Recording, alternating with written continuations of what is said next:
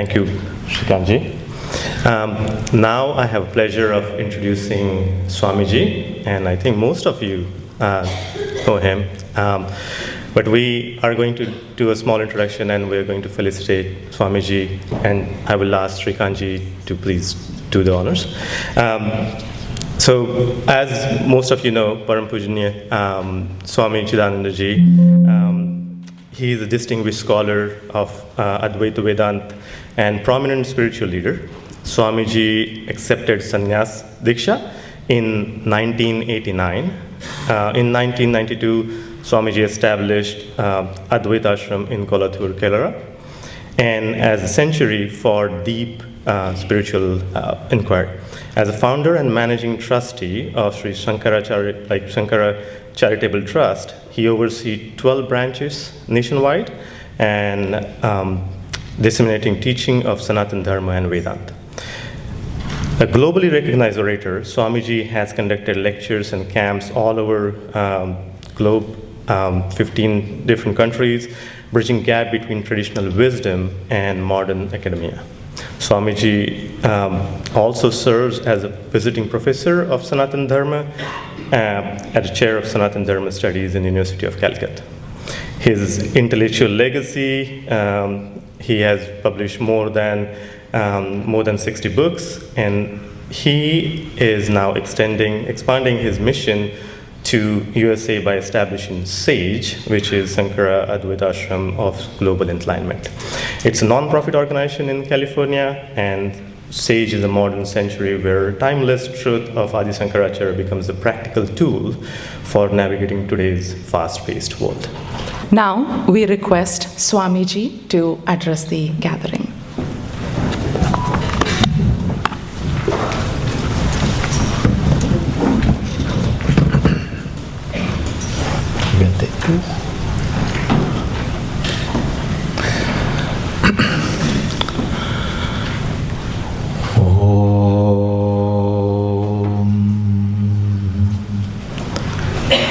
Gurur Brahma, Gurur Vishnu, Gurur Devo Maheshwara, Guru Sakshat Param Brahma, Tasmai Shri Gurave Namaha. Om Sadashiva Samarambham Shankaracharya Madhyamam Asmadacharya Paryandam Vande Guru Paramparam. Om.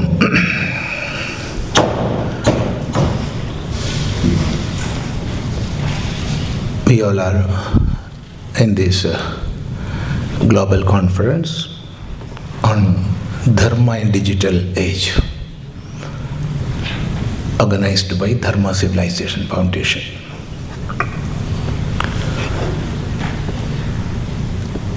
So many sessions are going to happen. Speakers and seekers all are coming together. And this is a platform for sharing ideas. And how we should or we must prepare ourselves to lead the globe in the age of technological advancement and spread the idea of Dharma everywhere in all fields and walks of life. That is the topic here. Of course, it is divided into many categories, but the main idea behind organizing this seminar, this conference, is how to spread Dharma everywhere. That too, in the age of that much challenges.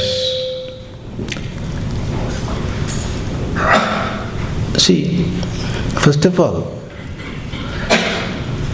we must have a clear idea of dharma and the difference between dharma and religion. Why I am saying this is, when we travel around, especially in Bharat, when we use the term dharma, many times, especially in Middle Bharat, Paschim Bharat and Uttar Bharat, many are taking it as something connected with religion. First of all, we must make ourselves have that conviction. There is no connection between religion and dharma. On the other hand, they are that much different, just like a natural forest and a plantation. What is a natural forest? There are thousands and thousands of trees, creepers, grasses. That means innumerable flora and fauna coexist, happily living together, sharing, respecting, of course, giving and taking. That's a happy coexistence of all beings. Now, with the help of sophisticated equipments, we are cutting down the trees, all the trees, and uprooting them and making the land level. Now we are digging holes in equal distance and putting some seeds or saplings and pouring water. Slowly, within 1 or 2 weeks, so many plants will grow, and within 2, 3, 4 years, thousands of trees will be there growing. Everywhere greenery you will see, but it is not a forest. It is a plantation. In a plantation, one crop and everything else weeds. Weeds are to be discarded. Either discarded or converted. But in a forest, it is not there. There is no the concept of crop and weed. That is dharma, that is samskara. And religion has nothing to do with dharma. If religion is on the basis of dharma, it will be for the better of the world. In the same way, science and technology, or political systems, or economic systems, whatever be that, if they are in conformity with dharma, if they are standing on the platform of dharma, then it will be for the better of the world. If any science or technology or economic system or political system or religion, whatever it is, if that is against the dharma, then it will be disastrous.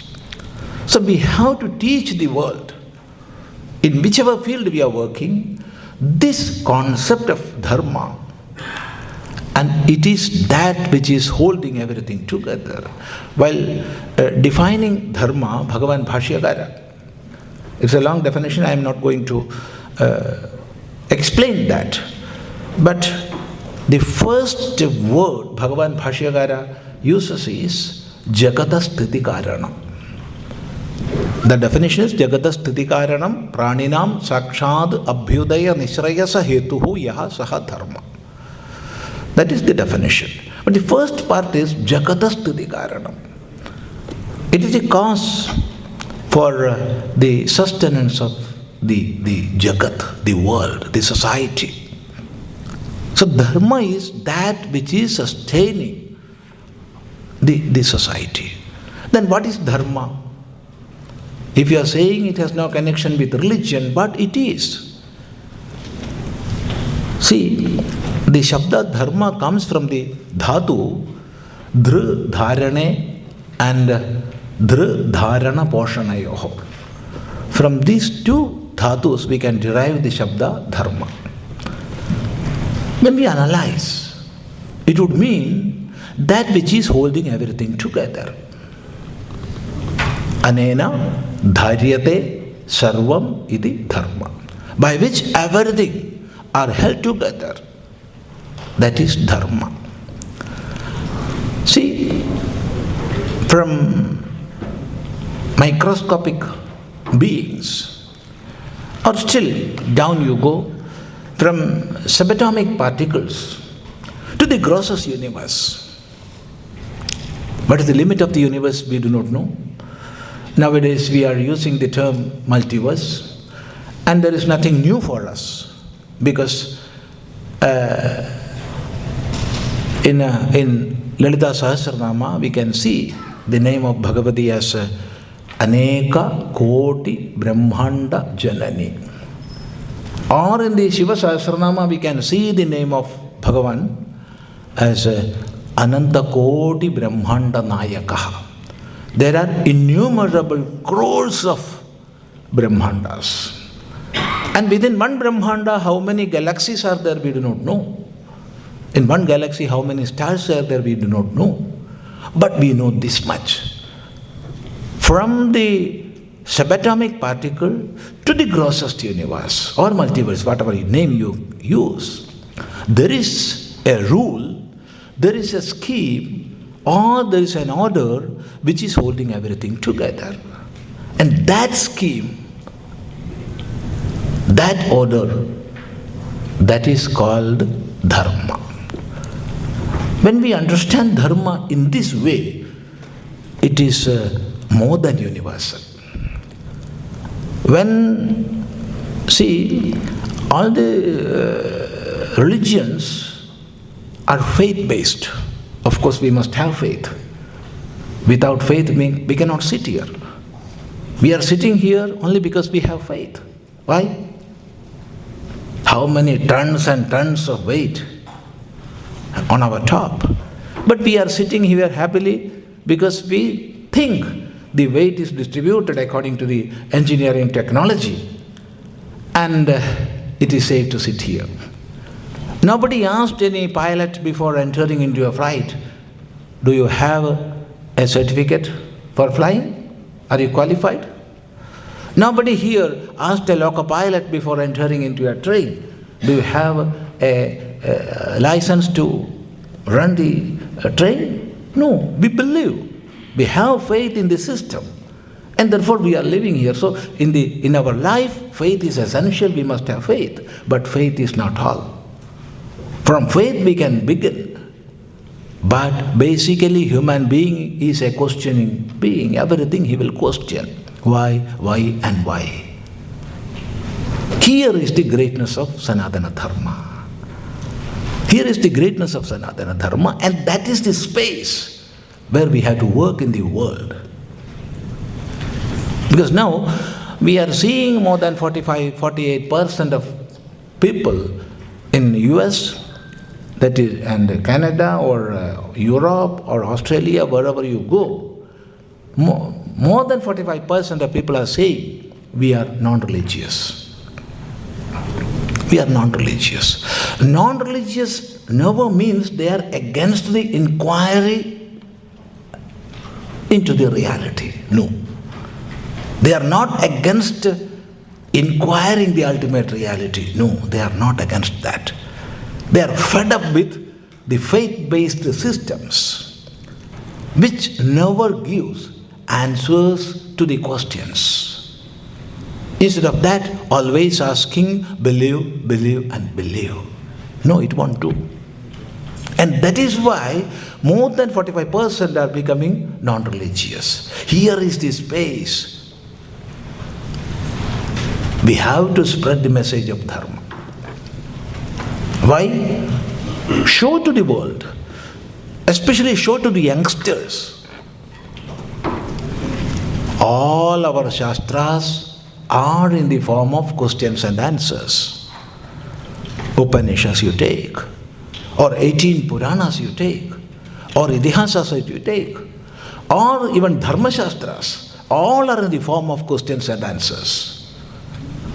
Where there is a scientific temple, where we are accepting the logical thinking, or where there is a rational approach, there only question and answers will be accepted. Questions will be accepted. Otherwise, it will be believe, believe and believe. So this we have to show to the world.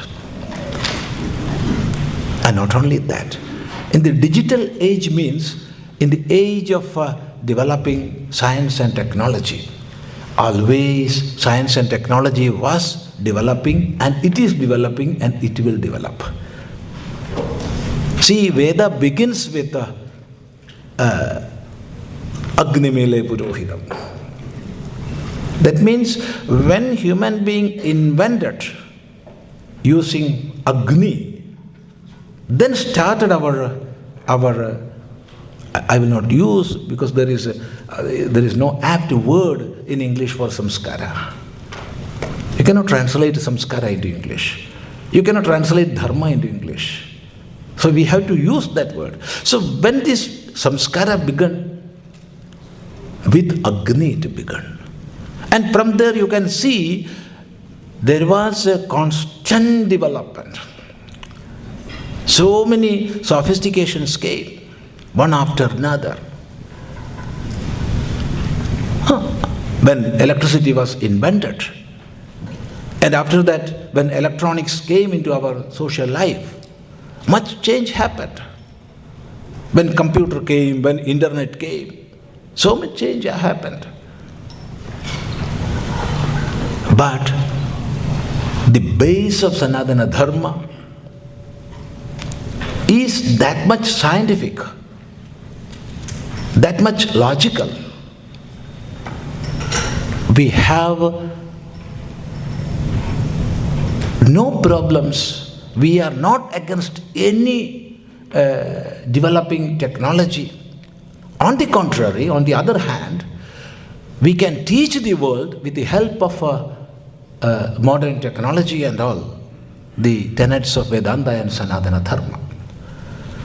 You need not use always the snake and the rope anymore. To teach Vedanta, it is that much easier in the modern world. So what I am saying is, I am not only limiting the Sanatana Dharma to Vedanta because we are accepting all systems, all darshanas, all rituals, all divisions or denominations we are accepting and we are respecting. But the concept of dharma, very easy to share with the youngsters, those who are educated. There is no challenge at all.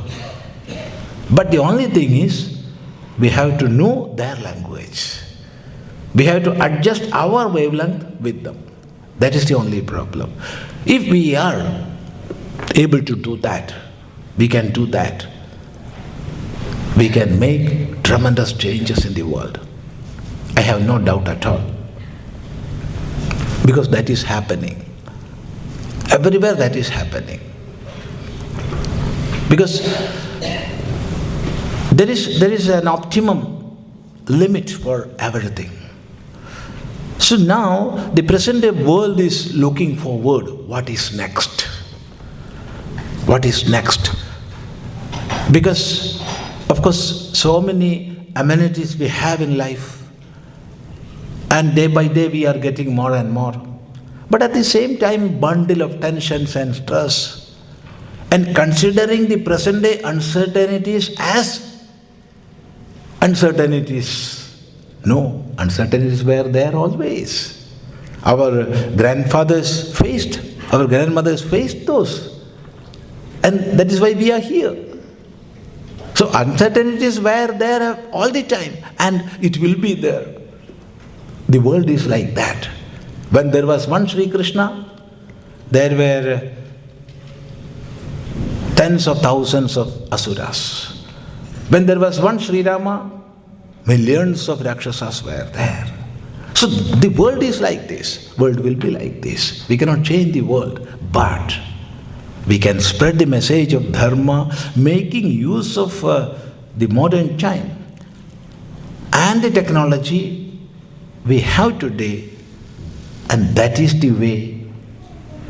Of course, challenges are there. How to meet them? How to meet them? How to address them? The world is in need of the message of Dharma. Because even within an individual or within one family, so many battles are going on. Within family and in between countries, battles are going on. So we have to give the world the message of Dharma. That is not the message of tolerating. That is not the message of toleration. It is the message of acceptance. That message of acceptance we have to spread around. The world is ready to take it. But we have to give in such a way that they will get it. So to prepare ourselves for that, we are sitting here, so many discussions are going to happen, and I'm seeing here we have representatives from both the traditional and the academic media. See, how the sustenance of Dharma happened. When we inquire, it is through two paramparas. One is the Pitru Parampara and the other is Guru Parampara. Both are there. Pitru Parampara and Guru Parampara. Or Acharya Parampara we can say, because Pitru also comes in Guru. As said in the Upanishad itself, Madruman, Pitruman, Acharyavan, Bruyat. So we are getting this from family first and then from Acharyas. And within the Acharya, of course there was no division of traditional Acharyas and those who come from the academia. It was not there earlier. But by the flowing of time, it happened. And now there is a huge gap. I am seeing that. A big gap within these two streams, the traditional and the academia. We must bridge that. Otherwise, there will be no sharing. Because most of I'm not referring to you people, but practically what I am seeing, I am sharing with you. What I am seeing is in the colleges and universities, of course they must have. We must send that message through universities and colleges, but the knowledge is more coming from the brain. Whereas in the traditional way when we go, that knowledge, the wisdom is coming from the heart. That I am experiencing, I don't know how you will accept it. So there must be a confluence of both. There must be a confluence of both. Only then the teaching of Dharma will endure the society with that much momentum which is required today. And of course, I am seeing that also here. So we must appreciate and congratulate the organizers behind this, bringing both this together. So these 2 days turning, of course, it will give the nectar and we can go back to our own fields with this idea how to spread the concept of Dharma and why it is that much important today, and what the difference between dharma and religion is. And dharma, the message of dharma is to be infilled or instilled in all fields of knowledge, whichever be that. Whether it is mathematics or the most modern sciences or language or whatever it is, the dharmic message that must be the backbone of our life. Then only the world will sustain. Otherwise, what is happening, we are seeing. To that I am not going now. So our prayer is this much. Let this conference be a grand success in taking or making the message of dharma in the most practical way, that showing the world the all-inclusive vision of dharma that is much needed today, and that is acceptance and acceptance. How to accept, there are many other matters there. I am not going to dwell into that now. But however, we must have a clear message of dharma, and while this conference is finished, with that we can go back to our own area and work for a great cause, and that cause is Krunvanto Vishwamaryam. Make the whole world great. Namaste to all. Namaste.